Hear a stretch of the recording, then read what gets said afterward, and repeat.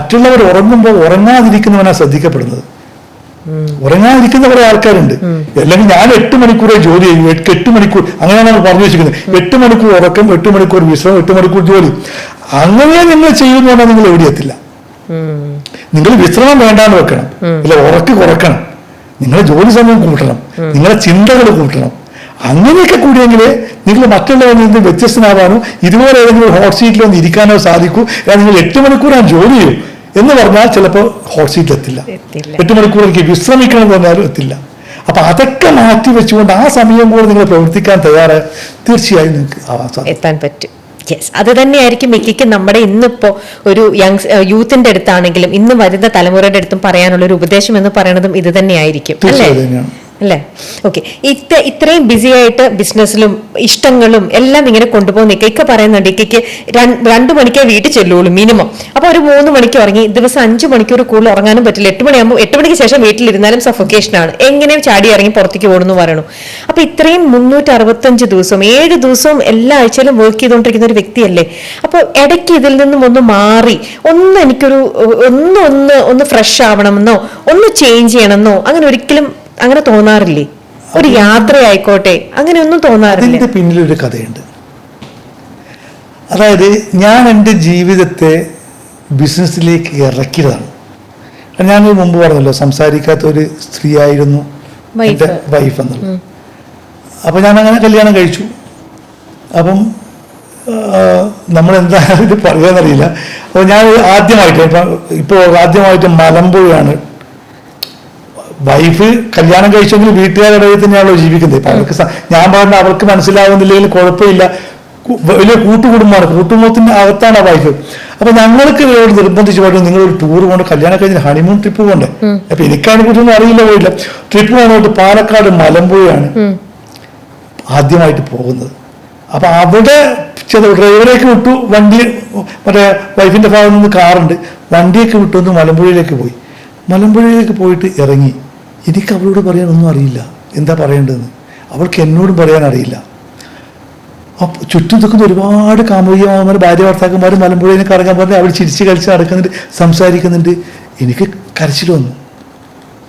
ഇപ്പം ഞാൻ ശരിക്കും കല്യാണം കഴിക്കുന്നതിന് മുമ്പ് കണ്ണാടിയിൽ എന്നോട് തന്നെ ഞാൻ ചോദിച്ചിട്ടുണ്ട്, സംസാരിക്കാത്തൊരു പെൺകുട്ടിയാണ് എനിക്ക് കല്യാണം കഴിക്കുന്നത്, ഒരുപാട് കഴിവുറവുകളുണ്ട്, വേണമെങ്കിൽ നിനക്ക് അതില്ലാത്തൊരു പെൺകുട്ടിയെ കിട്ടും, ആ പെൺകുട്ടിയിൽ നിന്നും ഇന്നേ കാര്യങ്ങളും നിനക്ക് നടക്കില്ല.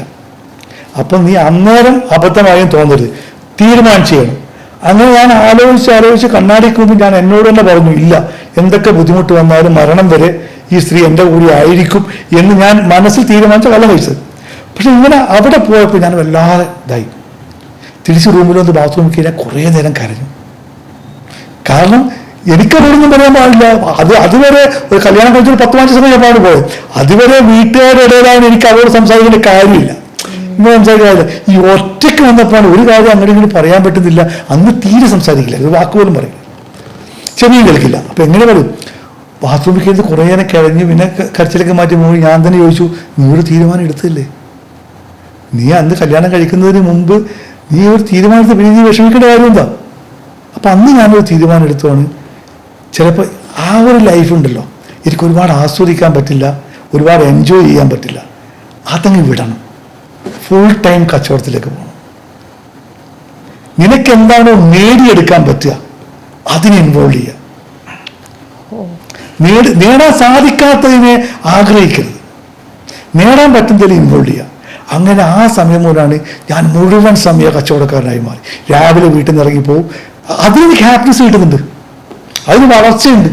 അതുകൊണ്ട് ജീവിതത്തിൽ എന്തുവരെ ഞാൻ ടൂറ് പോയിട്ടില്ല.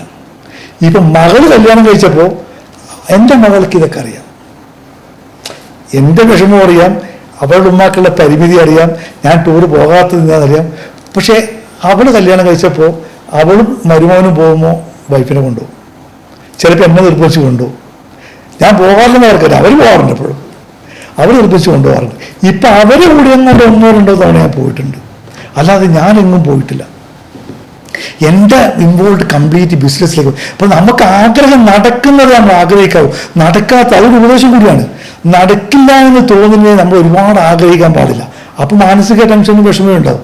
നമുക്ക് നടക്കുമെന്ന് തോന്നുന്നത് ആഗ്രഹിക്കുക, അതിൽ അങ്ങനെയാണ് ഞാൻ മുഴുവൻ സമയ കച്ചവടക്കാരനായി മാറിയതും ഈ 24 മണിക്കൂറും വർക്ക് ചെയ്യുക, അല്ല 360 ദിവസവും വർക്ക് ചെയ്യുക എന്നുള്ള ഹാപ്പിനെസ് എതിലാണോ കിട്ടുന്നത് അതിലേക്ക് തിരിഞ്ഞതാണ്. അങ്ങനെയാണ് അതിൽ വന്നത്.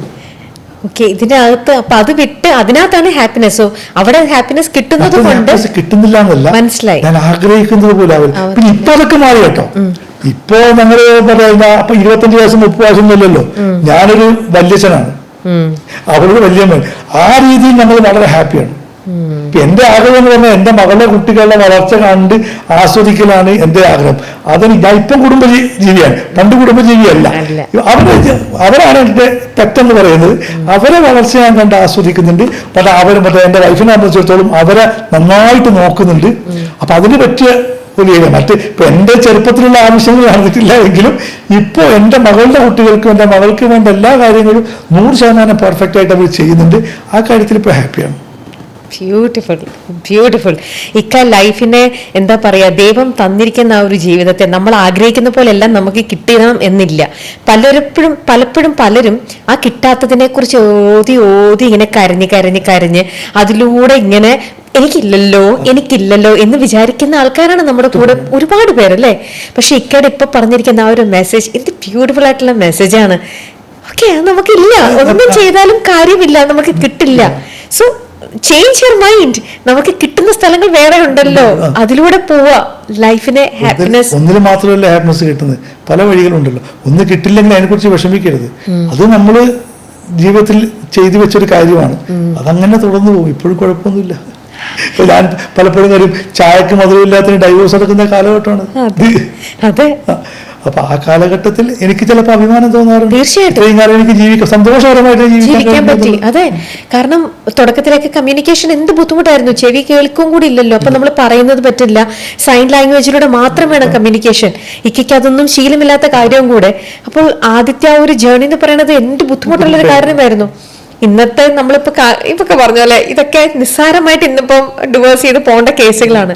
പക്ഷെ ഇക്ക അവിടെ ബ്യൂട്ടിഫുൾ ആയിട്ട് സ്ട്രോങ് ആയിട്ട് നിന്നു. ഇന്നും നിങ്ങളുടെ റിലേഷൻ വളരെ സ്ട്രോങ് ആൻഡ് സ്മൂത്ത് ആയിട്ട് നിൽക്കുന്നത് അതൊക്കെ എനിക്ക് വളരെ നല്ലൊരു വൈഫാണ് കേട്ടോ അവര്. അന്നത്തെ കാലത്ത് പറ്റിയില്ല എന്നുള്ളൂ. ഇപ്പൊ ഇന്നത്തെ ഇപ്പൊ നമ്മളൊക്കെ വല്യച്ഛനും വല്യമ്മയായിട്ട് ജീവിക്കുന്ന ഒരു ജീവിതം ഉണ്ടല്ലോ, ആ ജീവിതത്തിൽ ഏറ്റവും ആപ്റ്റായിട്ടുള്ള എന്നെ കുറിച്ച് മാത്രം, എന്നെയും എന്റെ മകളെയും എന്റെ മകളുടെ കുട്ടികളെ കാര്യങ്ങൾ മാത്രം ചിന്തിക്കുന്ന, എന്റെ ഉമ്മയൊക്കെ പണ്ട് ചിന്തിച്ച പോലെ ചിന്തിക്കുന്ന ഒരു സ്ത്രീയാണ്. നല്ലൊരു വൈഫിനെ കിട്ടി അല്ലേ? തീർച്ചയായും. ബ്യൂട്ടിഫുൾ. വിത്ത് ദാറ്റ് ആ ഒരു ബ്യൂട്ടിഫുൾ മെസ്സേജോട് കൂടി തന്നെ നമുക്കിത് വൈൻഡ് അപ്പ് ചെയ്യാം. അതിനു മുമ്പേ ഇക്ക വലിയ ആഗ്രഹം എന്താന്ന് ചോദിച്ചാൽ ബിസിനസ് സൈഡ് വഴി പോകണം. പക്ഷെ അതിനെക്കാട്ടിലും മനസ്സിന്റെ ഉള്ളിൽ ഇത്രയും നേരത്തെ സംസാരത്തിൽ നിന്ന് എനിക്ക് മനസ്സിലാക്കാൻ പറ്റിയത് നല്ല ഒരു സിനിമയുടെയും കൂടെ ഭാഗമാവാനായിട്ട് ആഗ്രഹിക്കുന്നുണ്ട് അല്ലേ? അത് തന്നെയായിരിക്കും മുന്നിൽ ഇക്ക ഇപ്പോൾ ആഗ്രഹിച്ചു കൊണ്ടേയിരിക്കുന്ന, സ്വപ്നം കണ്ടുകൊണ്ടേയിരിക്കുന്ന ഒരു ഭാഗം എന്ന് പറയുന്നത് അല്ലേ? ഒരു നടനായി, ഒരു ബിസിനസ്സുകാരനായിട്ട് ഞാൻ അറിയപ്പെടുന്നുണ്ട്. പക്ഷെ എനിക്കൊരു ആക്ടറായിട്ട്, ഒരു നടനായിട്ട് നാലാളെ മുന്നിൽ അറിയണമെന്ന് വളരെ ആഗ്രഹം. ചിലപ്പോൾ ദൈവം നടത്തി തരുമായിരിക്കും.